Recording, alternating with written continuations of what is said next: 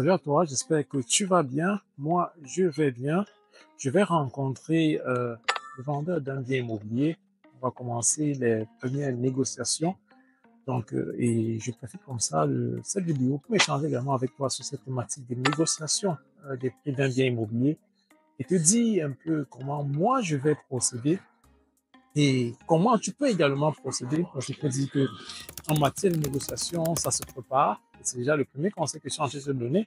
Donc, lorsque tu veux négocier pour un bien immobilier, tu dois préparer ta négociation. Ça se prépare. Tu ne dois pas te lever tout d'un coup comme ça et aller le voir et puis dire, bon, voilà, je viens, tu le vends à 100 000 euros et puis je vais te donner 90 000 euros ou bien je vais te donner 80 000 euros. Non. Tu dois préparer vraiment ta négociation. Si par exemple, il s'agit d'une vente aux enchères, hein, il faudrait bien que tu aies fixé déjà à la base jusqu'à quelle limite toi tu es prêt, jusqu'à quelle hauteur tu es prêt à sortir de l'argent. C'est important. Donc, si tu ne sais pas cela, si tu n'as pas fixé cela, ça va être difficile parce qu'à certains moments, les enchères, lorsque ça va commencer à aller et que tu auras de l'émotion et tout ça, tu as vu l'objet, tu aimes ça, il y a l'émotion, l'effet, tout ça qui entre en jeu, tu vas te retrouver en te sortir 120 000, 130 000 pour un objet qui, en fait, ne coûte même pas 100 000 euros. Tout simplement parce que tu ne t'es pas bien préparé, parce que tu n'as pas fixé de seuil jusqu'à quelle hauteur tu es prêt à dépenser. Donc, c'est pourquoi toujours se préparer, se dire jusqu'à quelle hauteur, quel est mon budget, jusqu'à quelle somme je suis prêt à sortir pour l'objet avant de commencer la négociation.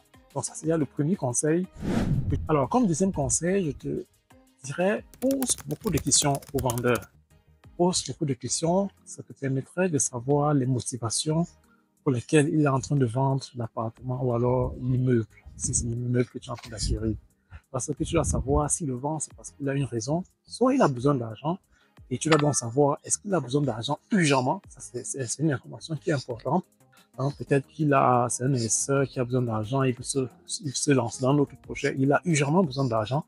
Ça te permet de savoir comment est-ce que tu vas engager ta négociation. Ça peut être un couple peut-être en divorce qui est en train de se séparer.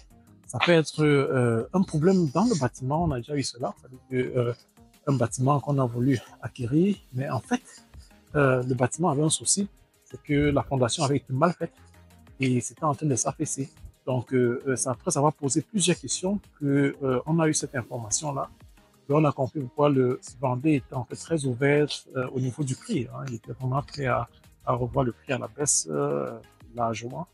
Et là, c'était suspect. Donc, il a fallu qu'on pose beaucoup de questions pour s'en rendre compte. Donc, c'est autant de choses. C'est pour poser la question pour savoir pourquoi il vend. Ça peut être une raison, peut-être qu'il ne trouve pas de locataire. Hein. Il a eu pendant plusieurs temps, plusieurs mois, il n'a pas de locataire. Tu vas donc savoir pourquoi. Pourquoi est-ce que c'est le cas et mener des enquêtes pour savoir pourquoi est-ce que dans ce bâtiment-là, on ne trouve pas souvent de locataires dans le coin. Donc, autant, et tu ne peux qu'avoir ces informations-là si tu poses des questions. Donc, c'est pourquoi poser beaucoup de questions afin de pouvoir savoir aussi comment engager ta négociation. Le troisième conseil que je peux également te donner, c'est de toujours rester calme. Parce que naturellement, le vendeur, lui, surtout les agents immobiliers, souvent, il va essayer de te mettre la pression. Hein, on va essayer de te mettre la pression. Et toi, tu dois rester calme, tu dois beaucoup plus l'écouter, poser tes questions, prendre tes notes. S'il accepte que tu puisses faire des vidéos, fais des photos. Ça va te permettre de réfléchir par la suite aussi, de savoir aussi, avoir surtout des arguments pour pouvoir négocier. Pourquoi? Tu dois prendre note de tout ce qu'il te dit, tu dois rester calme, tu dois faire des photos, tu dois documenter tout et ne pas venir déjà tout simplement lui dire non, voilà, en fait, l'objet, tu le vends à 100 000 euros, mais je vais te donner 80 000 euros. Non, prends d'abord tout ce qui te permet de mettre par la suite sur la table, de lui dire, voilà, effectivement, voilà pourquoi je ne peux pas te donner 100 000 euros, et c'est. Donc, restez calme, ne pas te mettre sous pression. Comme quatrième conseil, je te dirais de faire une offre que le vendeur, lui, ne va pas refuser. Il y a des offres que tu fais, on ne refuse pas parce que tu sors du lot pour ceux qui sont également intéressés. Et quand je dis sortir du lot, c'est par exemple de dire, voilà, moi j'ai, si on reprend l'exemple des 100 000 euros, je dis, voilà, les 100 000 euros, ma banque est prête à me financer les 100 000 euros. J'ai déjà contacté mon banquier, il me l'a confirmé, ça dit que si tout passait, ils seront prêts à financer les 100 000 euros, que tu es même une confirmation de financement, ce qu'on appelle financement Bestätigung en allemand. Donc, quand tu as ça également, tu vois donc que tu sors déjà du lot et à partir du moment où tu fais vraiment une offre au vendeur, lui, c'est que voilà, tu es finançable. Tu n'es pas comme ceux-là qui vont venir, ils sont intéressés, mais qui à la fin vont dire voilà, le financement, c'est pas possible, ça marche pas, la banque a refusé. Donc, ça, ce sont de quand tu fais une telle offre, vraiment, le vendeur, parfois, il est même prêt à aller en dessous du prix parce que c'est que il va obtenir son argent. Tu es finançable, donc il est prêt à aller en dessous du prix, tout simplement parce que tu as fait une offre vraiment irrésistible. Et avec toutes les conditions, un financement, une confirmation, un financement de ton banquier et bien d'autres choses. Donc, faire une offre irrésistible, ça c'est important. Et un autre conseil, c'est lorsque tu fais donc ton offre, justifie. Pourquoi est-ce que tu vas en dessous du prix? Si on reste avec les 100 000 euros, que tu as proposé 80 000 euros, tu as donc donné des raisons. Il ne faudrait pas tout simplement je donnerai 80 000 euros. Non. Tu dis voilà, tu vas donner 80 000 euros parce que il y a 10 000 euros dont tu vas utiliser pour rénover, je ne sais pas, le sol, pour faire la fenêtre. Il y a 10 000 euros dont tu vas utiliser pour faire l'électricité. Tu as vu que il y a le système électrique encore très ancien dans le bâtiment. Il faut refaire cela. Donc, il faut donc que tu donnes des justificatifs pour lesquels tu ne veux pas payer le montant qu'il a donné et que tu veux payer donc un peu plus bas que ça. Donc, et c'est pourquoi je vous ai dit tantôt quand j'ai donné un autre conseil, j'ai dit il faut rester calme, il faut plutôt prendre des notes qui vont servir d'argument. Prendre des photos, tu prends des vidéos, et ça va te servir d'argument pour voir comme ça, plus tard négocier et revoir le prix à la baisse. Voilà, donc je suis là presque arrivé, donc je vais arrêter avec la vidéo, je vais discuter avec le monsieur en question. Et voilà, ce serait déjà comme ça un deuxième entretien avec lui. C'est comme ça que ça se passe. Donc, tu fais un premier entretien, tu vas discuter avec lui. Et tu remarques quand s'il est intéressé, si toi également tu es intéressé, tu peux prendre un deuxième rendez-vous, tu reviens, tu discutes encore avec lui. Tu vas encore avoir sûrement d'autres choses que tu n'avais pas vues, tu n'avais pas remarqué. Tu vas noter, ça te permet également de renégocier encore le prix. Parce que c'est pas parce que tu as fait une offre que c'est l'offre finale. Donc, tu discuter encore du prix. Et c'est le cas, c'est ce que je vais faire encore avec lui aujourd'hui.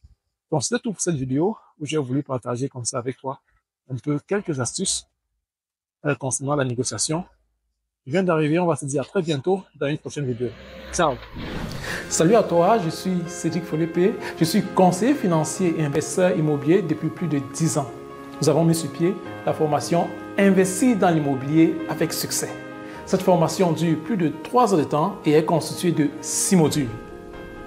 Tout au long de cette formation, tu apprendras étape après étape, module après module, comment te préparer pour ton investissement ainsi que les erreurs que tu dois éviter, comment définir ta stratégie, où et comment trouver le bien idéal, la visite immobilière, comment tu dois la préparer, les techniques de négociation dont tu as besoin afin de pouvoir négocier le prix du bien que tu vas acquérir jusqu'à la préparation d'un dossier optimal afin d'obtenir un financement idéal auprès d'une banque.